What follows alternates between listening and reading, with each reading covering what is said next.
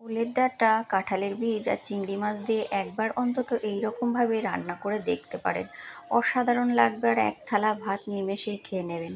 নমস্কার বন্ধুরা, সরস্বতী কুকিং চ্যানেলে আপনাদের সবার স্বাগত। আজকে আমি আপনাদের সঙ্গে শেয়ার করব ওলের ডাঁটা, কাঁঠালের বীজ আর চিংড়ি মাছ দিয়ে ভীষণই মজার একটা রেসিপি বন্ধুরা।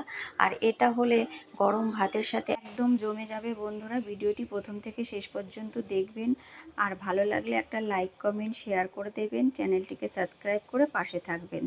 তো কাঁঠালের বীজ আর ওলের ডাঁটা দিয়ে অসাধারণ রেসিপি বন্ধুরা, একদম স্কিপ করবেন না। চলুন রেসিপিটি শুরু করি। তো দেখুন, এখানে আমি দুটো ওলের ডাঁটা নিয়ে নিয়েছি। ওলের ডাঁটাগুলোকে আমি বাগান থেকে কেটে নিয়ে এসেছি, মানে আমাদের বাড়িতেই হয়েছে। এরপর ওলের ডাঁটাগুলোকে আমি ভালো করে কেটে নেব, ভাগ ভাগ করে নেব। তো দেখুন, ওলের ডাঁটাগুলোকে আমি টুকরো করে নিয়েছি। এবার ওলের ডাঁটাটাকে ভালো করে ছেলে আমি কেটে নেব।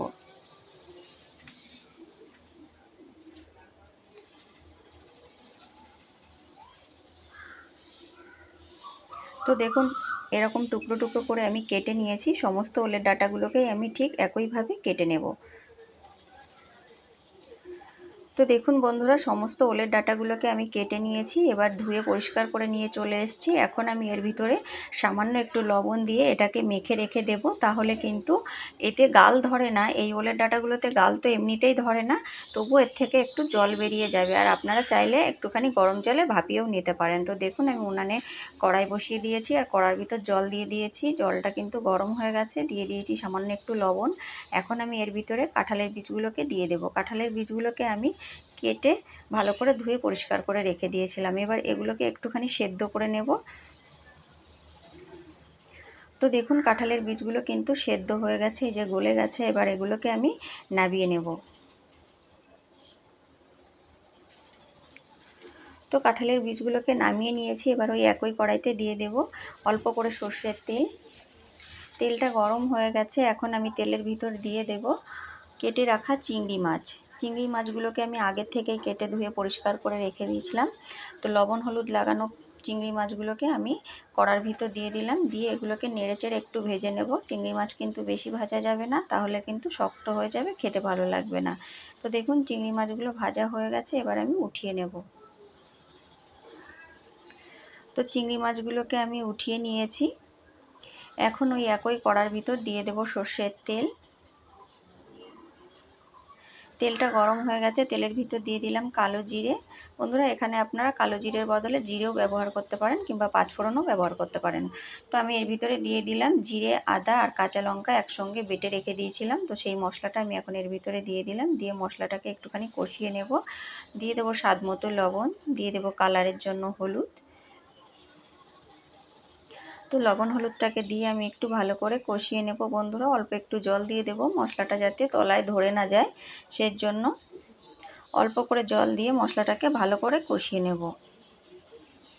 তো দেখুন, জল দিয়ে মশলাটাকে ভালো করে কষিয়ে নিয়েছি। এখন এর ভিতরে দিয়ে দেব আমি সেদ্ধ করে রাখা কাঁঠালের বীজ। কাঁঠালের বীজটাকে দিয়ে একটুখানি নেড়ে চেড়ে নেব। এরপর আমি এর ভিতরে দিয়ে দেব ওলের ডাঁটাগুলো। তো দেখুন, ওলের ডাঁটাগুলো আমি এর ভিতরে দিয়ে দিয়েছি। আর ওলের ডাঁটা থেকে কিন্তু অনেকটাই জল বেরিয়ে গেছে। তো বন্ধুরা, এইখানে কিন্তু আপনারা তেলের পরে একটুখানি নারকেল কোড়াও দিতে পারেন। নারকেল কোড়াটা দিলে কিন্তু আরও অসাধারণ লাগবে।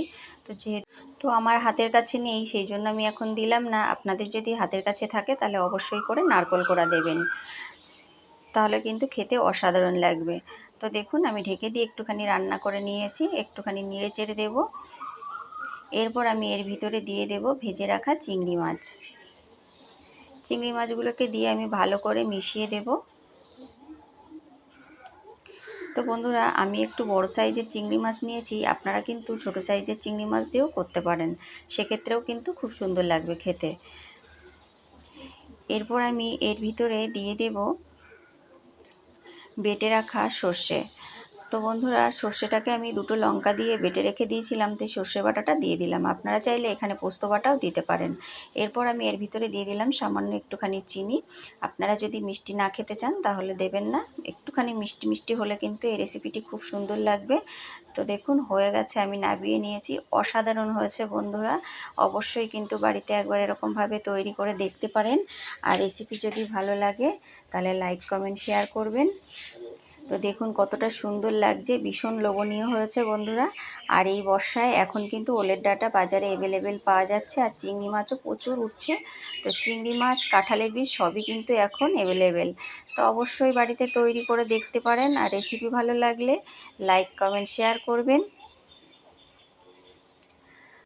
তো বন্ধুরা, ভিডিওটি ভালো লাগলে লাইক, কমেন্ট, শেয়ার করবেন। চ্যানেলটিকে সাবস্ক্রাইব করে পাশে থাকবেন। ভালো থাকবেন, সুস্থ থাকবেন। ধন্যবাদ।